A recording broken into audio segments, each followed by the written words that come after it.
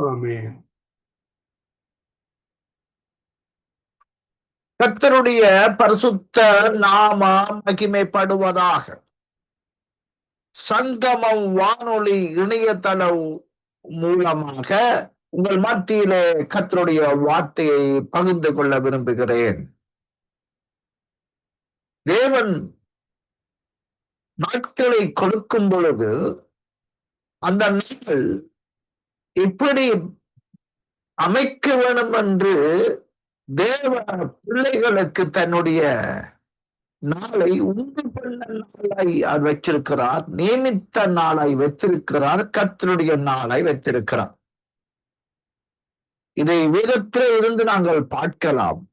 சங்கீதம் 118:24 பார்க்கலாம். இது கர்த்தர் உண்டு பண்ண நாள். யோபு புத்தகம் 24 வாசித்து பார்த்தால் கர்த்தர் நியமித்த நாள். வெளிப்படுத்தின விசேஷம் 1 அதிகாரம் 10 படித்தால் இது கர்த்தருடைய நாள். அப்போ 30 நாளையும் இந்த உலகத்தில் இருக்கிற மனுக்குலம் இப்படித்தான் வாழ வேண்டும் என்று சொல்லி அவர் அந்த நாளை கொடுக்கிற பொழுது அந்த நாளை அவன் நிறுத்த பிரியாசப்பட வேண்டும். எப்படி என்றுதான் உங்கள் மத்தியில் இந்த வார்த்தையை நாம் பகிர்ந்து கொள்ள போகிறது. கொஞ்ச நேரம் பாருங்க. சில நேரங்கள் நாம் எங்களுடைய காரியங்களை நாமே தொலைத்து விடுகிறோம், இழந்து விடுகிறோம். ஒரு நாளை நாம் வீணாக்கி விடப்படாம். ஏன்னா 1000 வருஷம் 1000 வருஷம் ஒரு நாள் போல் இருக்கிறதை அறியாதிருக்க வேண்டாம்.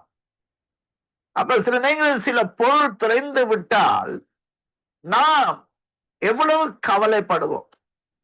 அது கவலை இன்றைக்கு மனிதனுக்கு ஒரு என்ன சொல்றது, ஒரு சொத்து மாதிரி போயிட்டு கவலையை சேர்த்து சேவிச்சு வைக்கிறது இன்றைக்கு மனிதனுக்கு அது ஒரு பொக்கிஷமா போயிட்டு. ஏன் நான் இப்படி தெளிவாய் உங்களுக்கு சொல்கிறேன் என்றால், இன்றைக்கு தேவன் கொடுத்த நாட்களை நாம் இழந்து விடாதபடி அந்த நாளை கவனிச்சு ஞானமாய் நடந்து கொள்ள வேண்டும் என்று தேவன் விரும்புகிறார். அதனால வெளிச்சம் இல்லாதபடி எச்சரிக்கையாயிரு.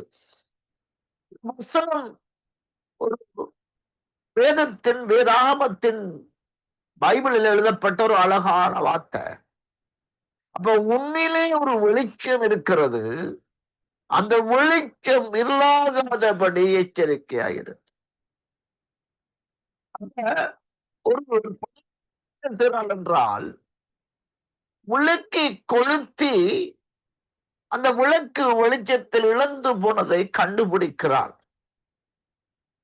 அப்ப அவள் எங்கே தொலைச்சு போட்டிருப்பாள்? தன் வீட்டிலே இருக்கிற போது அந்த விலையேற பெற்ற அந்த அந்த அந்த அந்த பொருளை இழந்து விட்டேனே, அந்த காசை இழந்து விட்டேனே, அதை எப்படி சரி எடுத்து விட வேண்டும் என்ற ஒரு தீர்மானத்தை கொண்டு வந்து உறுதிப்படுத்தி அந்த வெளிச்சத்தினுடைய பிரசனத்திலே அந்த பொருளை கண்டுபிடிக்கிறார். அதான் விளக்கை கொளுத்தி அதை விளக்கு தண்டின் மேல வைக்கணும், மரக்கால் மூடி வைக்க கூடாது என்று வேத வார்த்தை சொல்லுகிறார். அப்படி என்றால் தேவனுடைய பிள்ளைகளை 2 என்னவென்றா இதோ புதிய கற்பனை உங்களுக்கு எழுதுகிறேன், அது அவருக்குள்ளும் உங்களுக்குள்ளும் மெய்யா இருக்குது, இருள் நீங்கி போது மெய்யான ஒளி பிரகாசிக்கிறது. இருப்பதை நீ நினைத்து கொண்டிருக்க வேண்டும் என்று நான் சொல்ல விரும்புகிறேன். தேவன் உன்னை யோசிக்க விடாது நடத்த விரும்புகிறார் என்பதை நீ உணர வேண்டும் என்று கர்த்தர் விரும்புகிறாரு.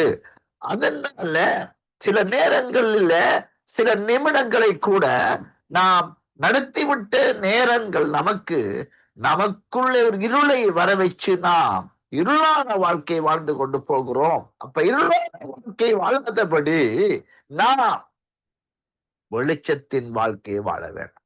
நீ உலகத்துக்கு வெளிச்சமா இருக்கிறீர்கள், வலுவில் உள்ளப்பட்ட இருக்க மாட்டாது என்று வேத வார்த்தை சொல்லுகிறது. அப்படி என்றா இந்த கொடுத்து விட்டால் அந்த நாள் என்ன நாள் என்றால், நாம் வெளிச்சத்திலே வாழ்கிறோம், இருளுக்குரியவர்கள் அல்ல.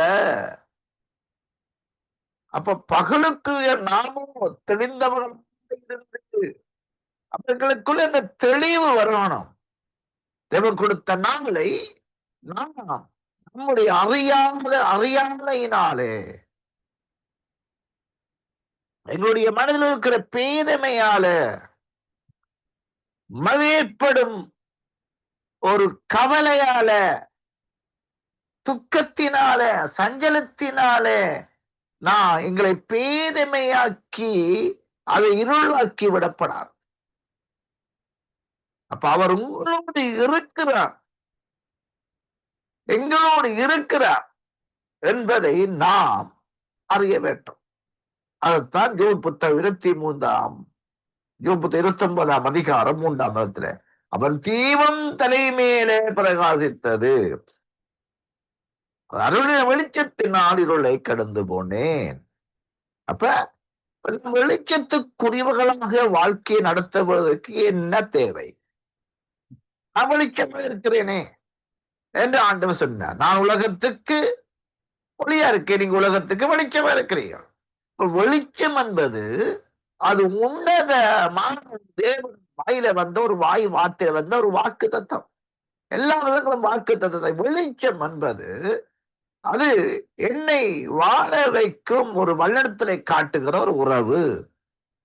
அப்ப வெளிச்சத்தினால் நான் என்னை நானே பார்த்து நடக்க வேண்டிய பாதைகளை அது எனக்கு காண்பித்துக் கொண்டது நடத்தி கொள்ள விரும்புவார். பாருங்க, இருளுக்குள்ள நடக்க இயலாது, தடுமாறி விழுந்து விடுவோம். இப்ப வெளிச்சமா இருந்து நாங்கள் வெளிச்சத்திலே இருக்கிற போது வெளிச்சத்தின் பாதையில நடந்து கொண்டு போவோம். அதனால இந்த வெளிச்சத்தை நாம் எப்படி உருவாக்குவது, இது எங்களுக்கு தெரியும்னா, ஏன்னா நாம் தேவனே நியாயத்தை விசாரியும்,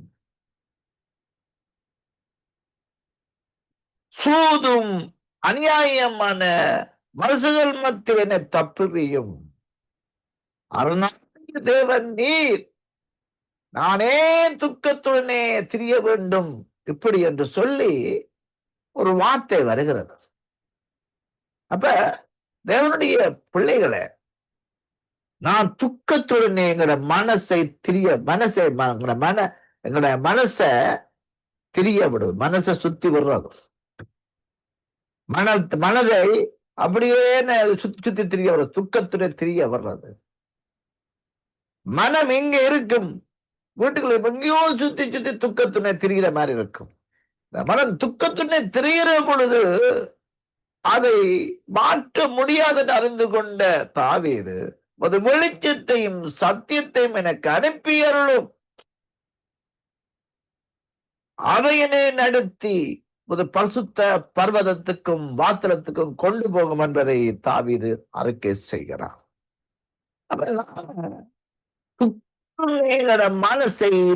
மனசை திரிய விடக்கூடாது. இருப்போம், ஆனா எங்கேயோ துக்கத்துடைய எங்கட மனசை அலைஞ்சி திரியும். துக்கத்துடனே அலைஞ்சி திரிஞ்சு தேவை இல்லாத காரியெல்லாம் கொண்டு வந்து போட்டு, ஐயோ எனக்கு இந்த வியாதி வந்து விட்டது, தப்பு என்னவோ தெரியாது, ஐயோ எனக்கு தேவையில்லாத காரியமெல்லாம் எனக்கு வந்து என்னை போட்டு என்னை மனுஷர்கள் கவலைப்படுத்துறாங்களே, இது துக்கத்துணை எங்களை தெரிய வச்சிடும். துக்கத்துணை தெரியாதபடி நாம் தேவனிடத்தில் அந்த வெளிச்சத்தை தாரும் என்று கேட்கிற போது அந்த வெளிச்சம் தருவார். பிதாவானவர் கேட்கும்போது தராம இருப்பாரா?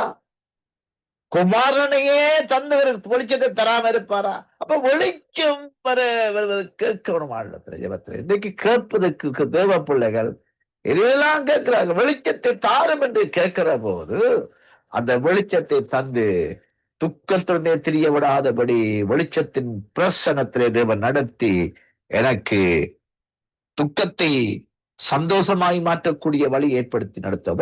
அந்த ஒரு ஒரு பெண் அவள் விளக்கை கொளுத்தி அந்த விளக்கு வெளிச்சத்தில் இழந்து போன அந்த காசை கண்டுபிடிக்கிறாள். காசை அப்ப நாம் கண்டுபிடிக்கணும்.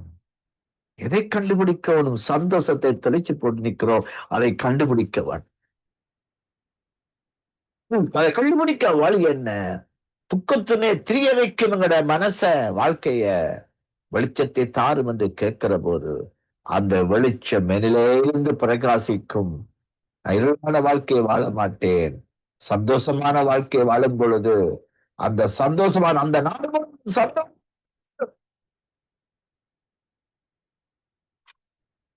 அதான் கர்த்தர் உண்டு பண்ண நாள் இது, நாம் மறந்திருக்க கடவுள் என்று சங்கீதம் 124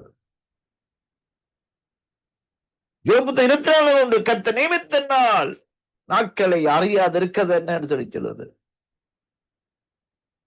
வெளிப்படுத்தின 1:10 கர்த்தர் நாளில் ஆவிக்குள்ளானேன். அப்ப தேவ பிள்ளைகள் நாட்களை வெளிச்சமாய் வாழவேன். அந்த வெளிச்சம் இருளாகாதபடி இந்த வெளிச்சத்தை மகிமைப்படுத்திக் கொண்டு வெளிச்சத்தின் பிள்ளை இருக்கிறேன் என்று சொல்லி வாழும்போது துக்கத்தோடு நீங்க திரிய மாட்டீங்க, சந்தோஷமாயிருப்பீர்கள். தேவன் உங்களை ஆசீர்வதிப்பாராக. ஆமென், ஆமென், ஆமென். ஆமீன், ஆமீன். ஊழியர் பாஸ்டர் விவேகானந்தன் அவர்கள் பாரிஸ் பிரான்சிலிருந்து கல்வாரி என்பது திருச்சபையிலிருந்து எடுத்து வந்த தேவ செய்தி கூட கடந்து சென்றோம். உங்களுக்கு ஆசீர்வாதமாக இருந்திருக்கும் சுவாசிக்கிறோம். கர்த்தர் தாமே அவரையும் அவர் குடும்பத்தாரையும் செய்கின்ற ஊழிய காரியங்கள், குடும்ப காரியங்கள், மனதின் வாஞ்சிகள், தேவைகள் ஒன்றையும் நிறைவேற்றி ஆசீர்வதித்து கொடுப்பாராக. ஆமேன், ஆமேன். நாங்கள் ஒரு பாடலோடு இணைகின்ற பொழுது கர்த்தர் தாமே வழி நடத்துவாராக. ஆமேன், ஆமேன். நாங்கள் இணைந்திருப்பது சங்கமம்